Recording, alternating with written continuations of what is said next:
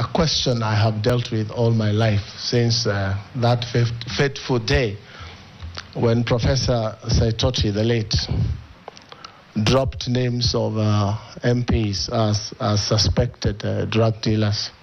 I want to say here on record, Mr. Speaker, I have never, ever dealt with drugs of any kind all my life. Mr. Speaker, this is not even Panadol? Mr. Speaker, I do not imagine that Junet Mohammed was asking about Panadol. I have some in my pocket if it's just Panadol. But I know he's talking about hard. You know what he means. He's talking about hard drugs, cocaine, and the rest. And this is a very disturbing subject, Mr. Speaker.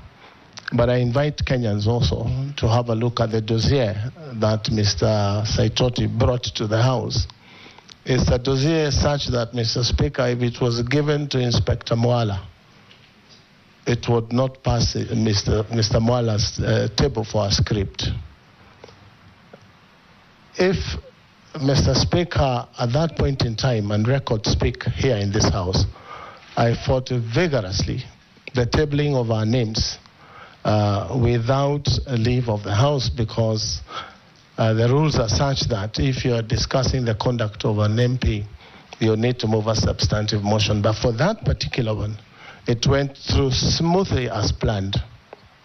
But my point here, Mr. Speaker, the government or agencies, the police, did a thorough investigation, and they gave a temporary report a month later, which was tabled and is part of the records of this House. And they found that I was not culpable. I had never been involved in drug trafficking, and I had never been a driver of the Honorable Mao, as that dossier had said.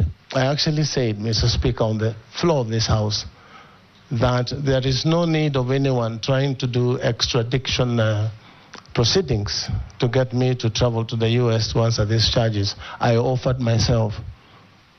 They gave me a one-way visa, and I'll take myself to any part of the world to answer charges of drugs. It's never happened.